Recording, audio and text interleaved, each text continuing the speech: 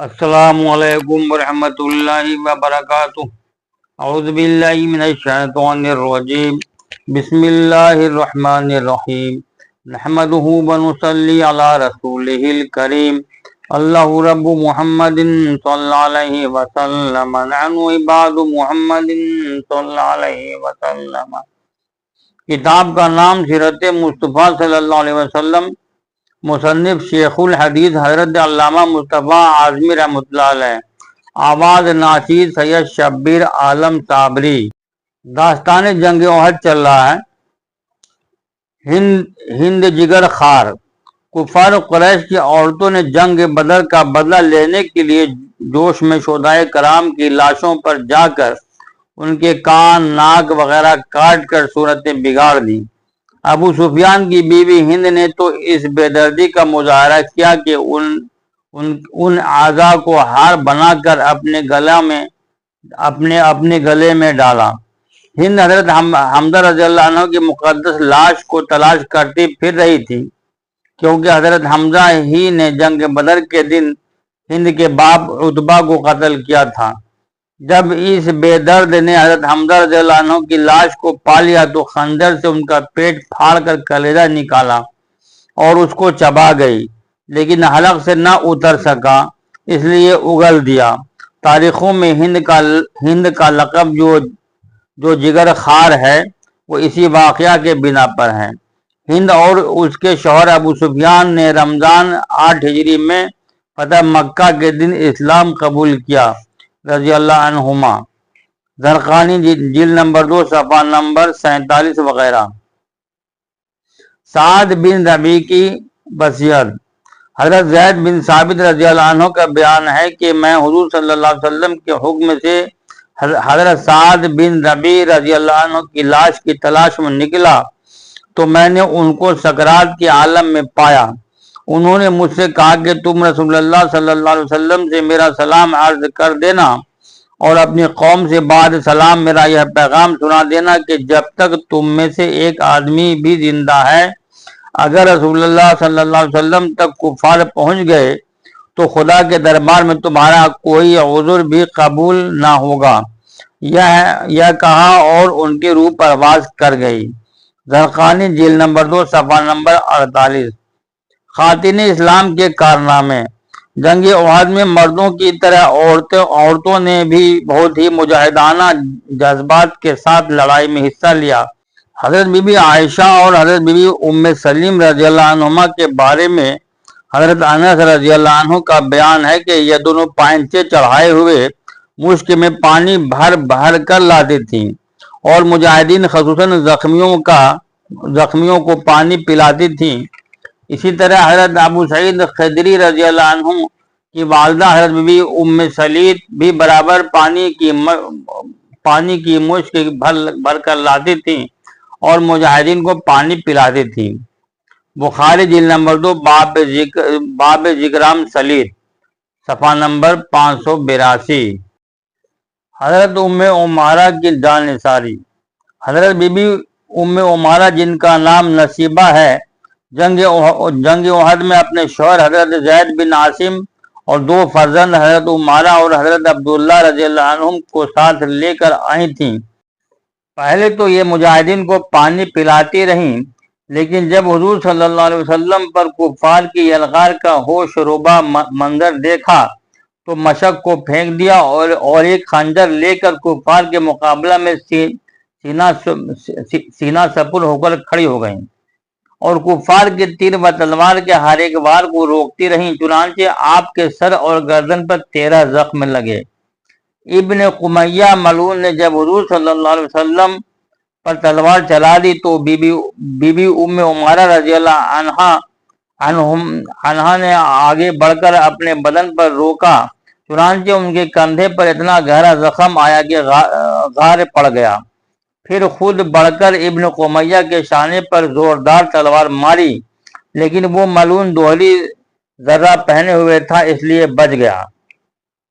حضرت be be ام عمارہ کے فرزند حضرت عبداللہ کہتے ہیں کہ مجھے ایک کافر نے زخمی کر دیا اور میرے زخم سے خون بند نہیں ہوتا تھا۔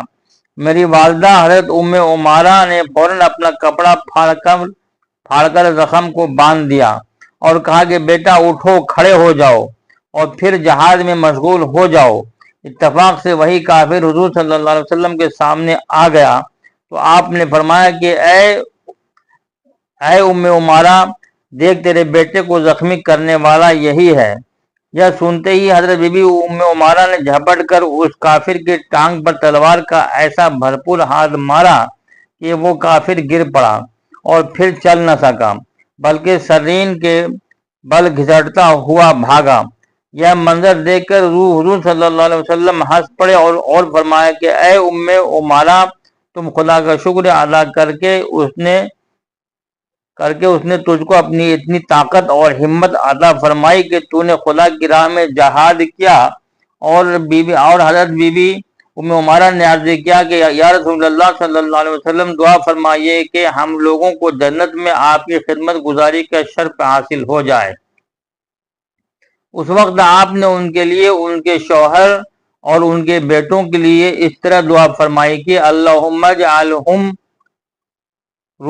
رفقالی فی الجنہ، یا اللہ ان سب کو جنت میں میرا رفیق بنا دے۔ حضرت بی بی ام عمارہ رضی اللہ عنہما زندگی بھر اعلانیہ یہ کہتی رہیں کہ رسول اللہ صلی اللہ علیہ وسلم کی اس دعا کے بعد دنیا میں بڑی سے بڑی مصیبت بھی مجھ پر آ جائے تو مجھے اس کی کوئی پرواہ نہیں ہے۔ مدارج جلد نمبر 2 صفحہ نمبر 126۔ حضرت صفیہ کا حوصلہ۔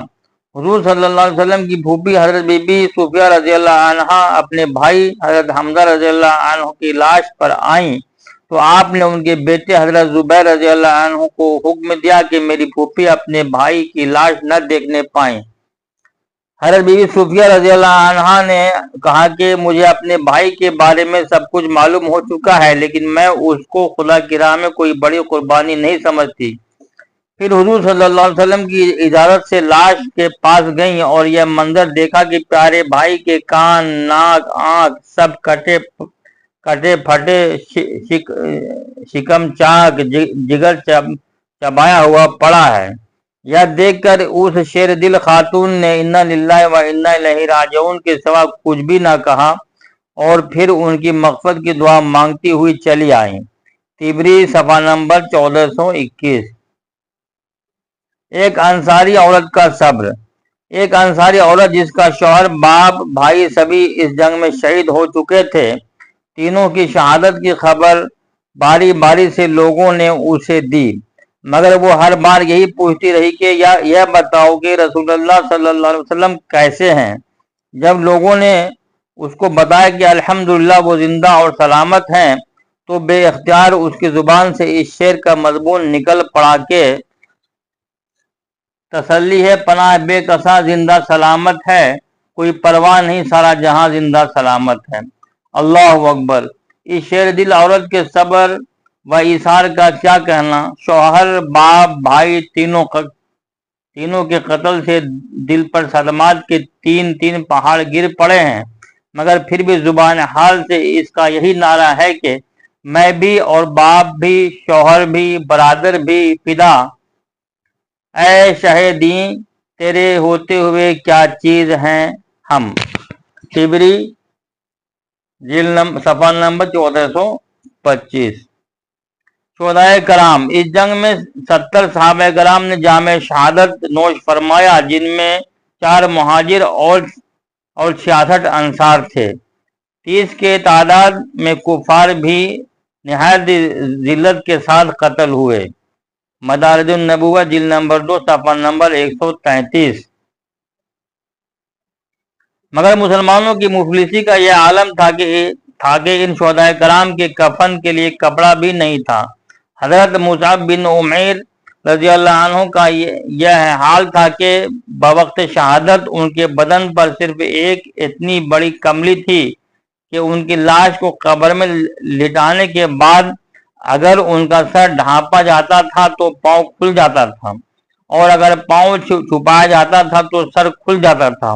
بالآخر سر چھپا دیا گیا اور پاؤں پر ازخر گھاس ڈال دی گئی۔ شہدائے کرام خون میں لتھڑے ہوئے دو دو شہید ایک ایک قبر میں دفن کیے گئے. جس کو قرآن زیادہ یاد ہوتا اس کو آگے رکھتے. بخاری باب ظالم یوجد الاسباب واحد جلد نمبر 1 صفحہ نمبر 170. بخاری جلد نمبر 2 صفحہ نمبر 584. باب الدین استجاب ہوا. قبور شہداء کی زیارت.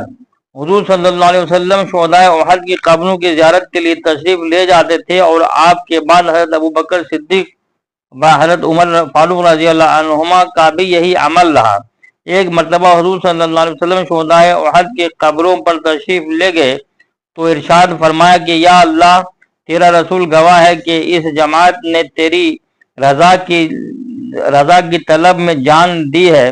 پھر یہ بھی ارشاد فرمایا کہ قیامت تک جو مسلمان بھی ان شہیدوں کی قبروں پر زیارت کے لیے آئے گا اور ان کو سلام کرے گا تو یہ شہدائے کرام اس کے سلام کا جواب دیں گے. چنانچہ حضرت فاطمہ خزائیہ رضی اللہ عنہما کا بیان ہے کہ میں ایک دن احد کے میدان سے گزر رہی تھی کہ حضرت حمزہ رضی اللہ عنہ کی قبر کے پاس پہنچ کر میں نے عرض کیا کہ السلام علیکم یا عم رسول اللہ، اے رسول اللہ کی چچا آپ پر سلام ہو. تو میرے کان میں یہ آواز آئی کہ وعلیکم السلام ورحمۃ اللہ وبرکاتہ. مدارج النبوہ جلد نمبر 2 صفحہ نمبر 135. حیات شہداء.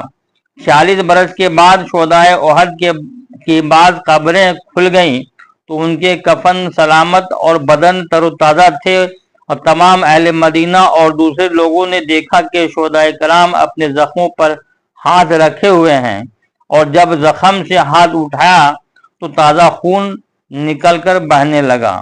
مدارج النبوہ جلد نمبر 2 صفحہ نمبر 135. انشاءاللہ رحمان باقی اگلے ایپیسوڈ میں. خدا حافظ.